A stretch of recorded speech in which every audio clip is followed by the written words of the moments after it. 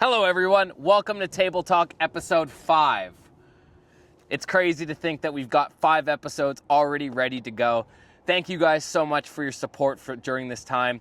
It's been amazing. Even if it's just one view, one like, we really appreciate it. So Davidson, let's jump right into this Table Talk with a flying kick. Hiya! So Davidson, let's recap on our goals from last week. So continue to lock in, make sure that all of my ducks were in a row and everything was sorted and everything was good.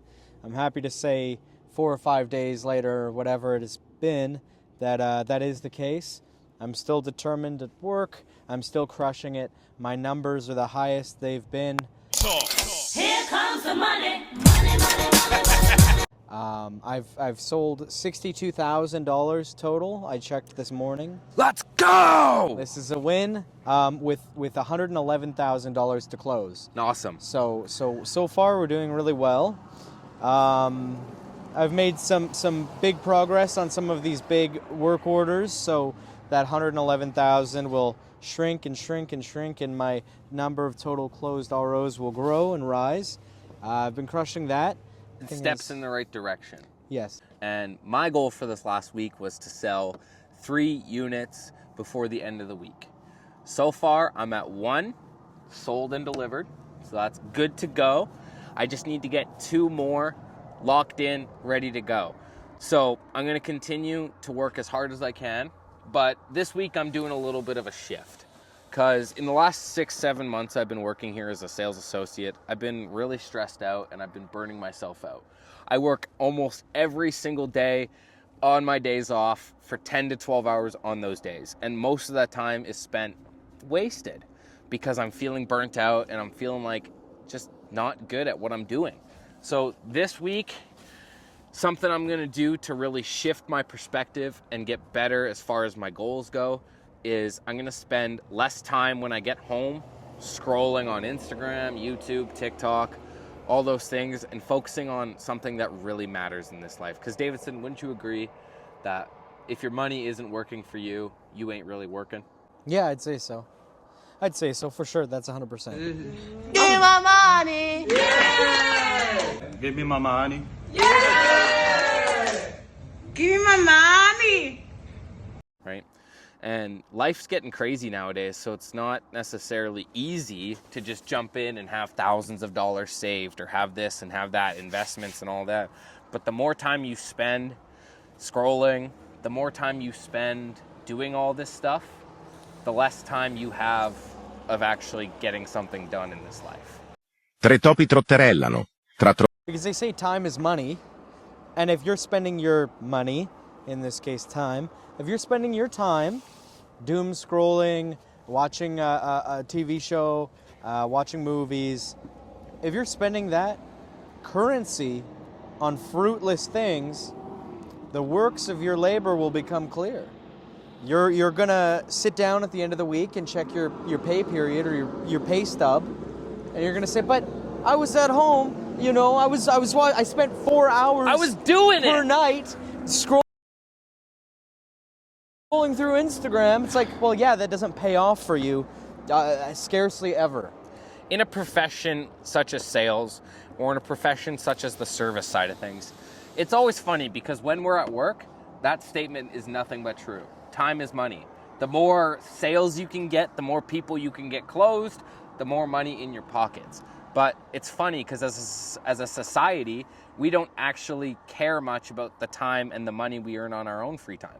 Right. Which is crazy. There's a cutoff for some reason. It's almost like I've been telling myself the last 6 months, oh, I've had a really stressful day. I'm burnt out. I'm exhausted. Time to veg. Doritos and couch. Time to veg. Yeah. It hasn't helped me. It hasn't helped anyone else in this life. The only thing that ever does is create comfort. And when you're comfort, you know, comfort creates weak men, and weak times create strong men. Yeah. So you have to really boss up in this time because there's not much time left. The more time I spend wasted, the more time I spend losing. The more time I spend scrolling, the more time I lose of my own life where I could have been doing something different. I'm 21 years old. He's fucking 23, and we pretty much have nothing to show for it because of the fact that we haven't taken the time to properly invest our time. We haven't taken the time to properly invest our money. And I can't blame every circumstance or everything saying, oh, this is life, ah, da, da, da, da. Right. Always pulling the victim card and never taking accountability is a slippery slope, and I see a lot of people fall down that slippery slope, and you can't get a foothold. Once you dedicate your life to the notion that you have no control and that you have no say in what happens, you relinquish all accountability, and that doesn't allow you to grow. Because what you were saying earlier, I wanted to add on to, change is never comfortable. Never. A caterpillar will live its life as a bug on the ground, as a worm, as this shell or shadow of potential of what it could be. Yep. And then it goes ahead and forms the cocoon and goes into the cocoon. It actually liquefies in that. I don't know about you, but I think if I were to be liquefied, I don't think that would be a comfortable experience. I don't think so either. Do you know what I mean? But through that process, it is then reshaped to blossom and to grow into a butterfly. A beautiful butterfly. A beautiful butterfly. Or a killer moth. You know what I'm talking about? And if we kind of take that perspective and think about it as humans, our cocoon is our comfort zone. It's our Instagram, it's our YouTube, it's our TikTok, it's our senseless scrolling, it's our senseless dopamine. That's the illusion of a cocoon. It is, because it makes you believe that it's this comfortable setting, you're good, you accomplished everything you had to do that day, there's nothing to worry about at all. However, when you're sitting there like this, you're kind of in this state of, what the hell is going on and what the hell is going wrong, and you can't even decipher it because your brain is so numb to the dopamine, right, that you can't even figure out. You're doing something that used to give you dopamine solely, and this is like, for me, this is nicotine. This is more, for me, this is cigarettes. Because cigarettes, when you are in those early stages of addiction and you're just starting to smoke them, you're still getting those head rushes and that hit, and it still feels a certain way. But then it boils itself into nothingness, and you're only doing it out of that sole habit. Because if you don't, then you start to go through those withdrawals. You feel uncomfortable. Uncomfortable in your own skin, itchy, scratchy, whatever, you name it. It's the same idea. We have to take time. I think a big movement, and not to jump to the goals portion. But I think I'd like to get my own screen time down. Yes. Do you know what I mean? I think we should set 100%. that. We got to make a goal. That's it. So let's jump straight into these goals segment, because I don't like waiting. I don't like simmering around the point. Let's just get straight to the point, and let's leave no BS out of it. So Davidson, name me 3 goals you want to accomplish for next week. I want to cut my screen time down to the bare essentials, and I want to see a 43% reduction in total screen time per day on average. And what are you currently at? So Davidson's daily average of screen time is 7 hours. Take in, screen time as a service advisor and a sales associate is very important, because a lot of the time you're spent contacting customers, you're spent doing videos like this, you're spent on a lot of things. But I also know that a good chunk of my screen time at work is spent on Instagram, doom scrolling, or spent just fucking scrolling through Facebook because I knew I needed to make a post, but I'm already on Facebook, so we may as well look. What's wild is this 6 hours and miscellaneous minutes is a combined total, but if you were to really just take that in as a per day average, that's a full-time job though, isn't it? That's a full fucking time job. That's almost 8 hours a day. It's like, yeah, you might as well be working a second job through your phone. And the trouble is, like, if I'm on a phone call and that phone call goes for 45 to an hour, and I have my screen on and I'm looking into something for somebody or whatever, that all contributes to it. But the fact of the matter is, that's an hour or two before work, an hour at lunch, and then a few hours at home every single day. What the fuck? I could be making money in that time. One thing I looked at, because I'm going through it, financially, I'm enduring a hardship, but I have the support and I can count on my friends and coworkers, and I'm blessed to say that I can. But I've looked into this. There's a Facebook group for the Fort McMurray region, bless Fort McMurray, side jobs, side gigs, cash money, people looking for extra work. And there's like 40,000 people in this group that are either looking or for people to work or looking for jobs to work. And I find that crazy because people have the drive. There are people that are going to fucking work. You know and what I then mean? when they get home from work, they're posting on fucking Facebook saying, hey, I can do dump runs from 6 p.m. till 10 p.m. or I can do babysitting or I can do this, I can do that. And I'm sitting there while those people are out there chasing the bag, getting the money, providing for their families, saving up for a house, for a car. I'm sitting there, oh, dude, he just posted on YouTube's. I gotta see the next video, bro. Mr. Beast $10,000 challenge, bro. way. You know what I mean? So it's like time to Watching lock the fuck in. useless content, useless bullshit. Channel your inner Big Tony. So that Time was to your lock first the goal. fuck in. First goal for Davidson, Less screen screen time. time. I'm also the same way. I average about 12 hours a day of screen time. Oh, So it's double. you got shift work. I'm pretty much working shift on my phone. So that's spent YouTube, that's spent on Facebook, Instagram, Twitter, every social media platform ever. I'm usually on it when my day gets a little stressful. Right. The client You go into your declined. shell. The client. The client. The client declined the work, the vehicle, the sale, the deal. To everything. That's an interesting parallel. So our second goal, Davidson, what's your... Tonight, because they asked me if I'm going to karaoke tonight, and I'd love to say yes. I'd love to say I'm going to karaoke. Karaoke night at Adobo Nation! I'm not, because I'm going to RCIA. It's a course you take as an adult to become confirmed in the Catholic Church. That's where I'm going tonight. Fuck yeah, that's what I like to hear. So my goal is to see this through from now to Passover. Because if I am as devout or want to be as devout as I'd like to be, these are the things I need to do. These are the steps I need to take. So doing that, seeing it through, learning more about the faith, all of those good things. Locking the fuck in. Locking the fuck in for RCIA. For Stud's RCIA. second goal. What do you got? My second goal is to continue to be positive. Since I've started this job, I've been very negative Nancy anytime I get a customer declined through credit, or they decide they want to back out of the deal, or anything along those lines that prevents me from getting a sale always puts me down in the dumps. So my second goal for this next week is no matter what life throws at me, I will not be negative one time. I don't give a fuck if it's literally the worst thing that's ever happened to me.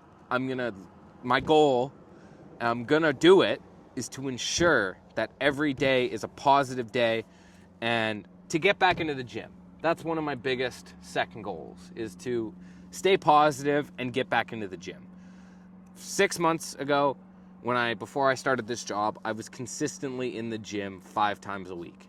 Every single week, without fail, for a minimum 2 hours at the gym. 1 hour spent in the gym lifting heavy weights, 1 hour spent in the steam room truly decompressing your soul.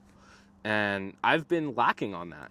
I've been letting myself get negative, letting myself say, damn, that was a really tough day. I'm just gonna go home and be a vegetable.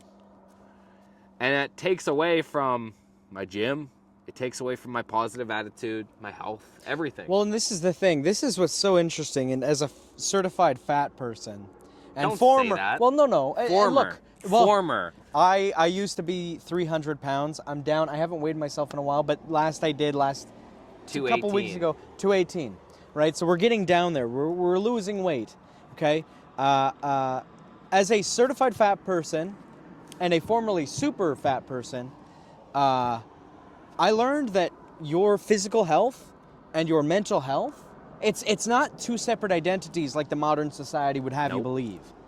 You can't be a mentally healthy, morbidly obese person.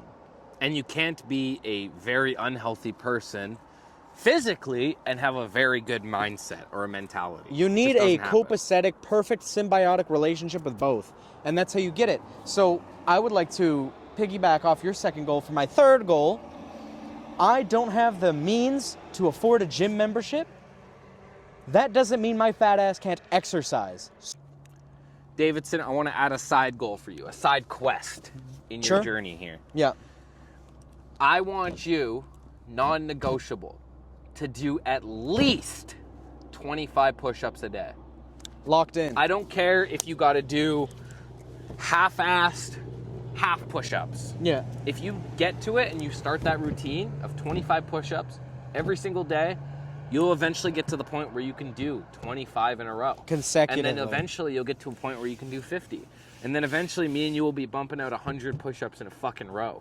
Imagine how much of a beast we'd be. We and start look our it. morning every single day. We show 25 up. push-ups. 25 push-ups, 30 push-ups, just to start your day, get that pump, get your That's blood exactly flowing. what I did today. I'm locked in. 25 push-ups. Before I even glimpsed at my vape this morning. Because my normal morning routine is I wake up, I grab my vape instantly. And when I grab my vape, I grab my phone. And those two combinations equal a very, very brain-dead human. If I were to vape right now, and I were to take another hit, and another hit, and then another. one. how would that affect the community? Fresh air, baby. So our goals for this week so far is both of us to reduce our screen time. Non-negotiable, we're making it happen. Second goal of the week, getting back into our fitness journeys. Whether that's small, like Davidson said, recording himself each day on the intro to his walk, taking his dog for a little walk, even if it's just 30 minutes. That's 30 minutes more than we've done in the last 6 months.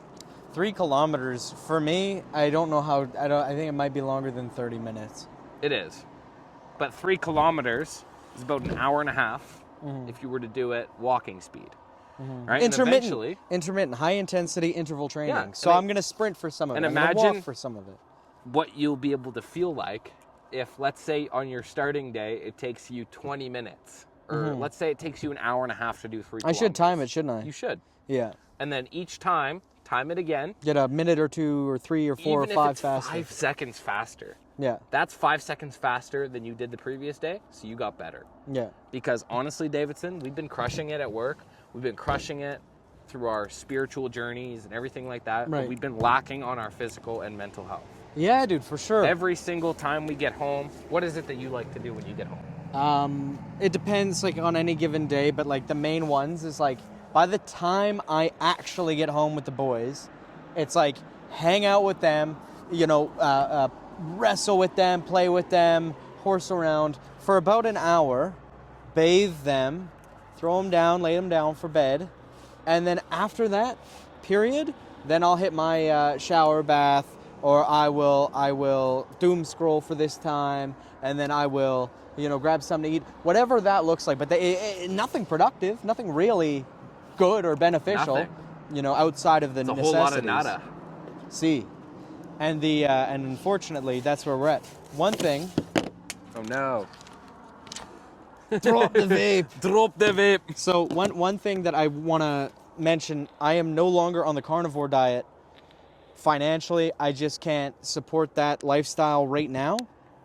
However, because I'm back on the carbohydrates, that means that I should have very little excuse for why I'm not hitting my daily exercise requirement. Because you were actually the one that told me that. Yeah. Carbohydrates are anything. Even sugar is a carbohydrate. Yes. Yeah. Fiber, sugar. And the only way you can burn carbohydrates without having them store as fat is to fucking exercise. Even if it's 30 minutes to an hour and you don't feel like you burned, like let's say you ate a gigantic meal. Yeah. Tons of carbs, tons of fucking carbohydrates, you name it.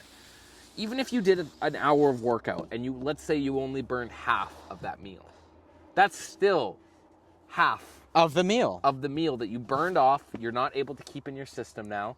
You will always feel better after exercising. Yeah. Your mental health will be better, your physical health will be better, and your spiritual health. Because there's brain fog. Like, when you go on the carnivore diet, you get out of the brain fog element of it. You enter ketosis, and you get this sense of clarity, and you're able to do things, and you're able to feel certain ways, and it's great. But I think that this brain fog that we talk about can also be entirely eradicated by exercise, by, saying, okay, this 100 grams of banana that has 23 grams of carbohydrates, 23 grams. ultimately it's a healthy thing. It's a fruit. But if you're burning off those carbohydrates with that exercise, you cut through all of that and you do get that same clarity. You hit the gym, you get a good pump, you get that clarity. It's the same thing as if you were on the carnivore better than diet. a fucking pump. Nothing. That's it. And that's one thing we've been lacking. So I think us taking this initial step to really make a difference in our life is really going to change us for the better, Davidson. Even if it's small at first. But we've got to make a change, man. We're stuck in this loop of working every day and then being tired that we're working. But we're not doing anything to fucking get out of this cycle. No. We're just sitting here. You got, like, to be fair, I can't blame you much for what you do. You have fucking kids.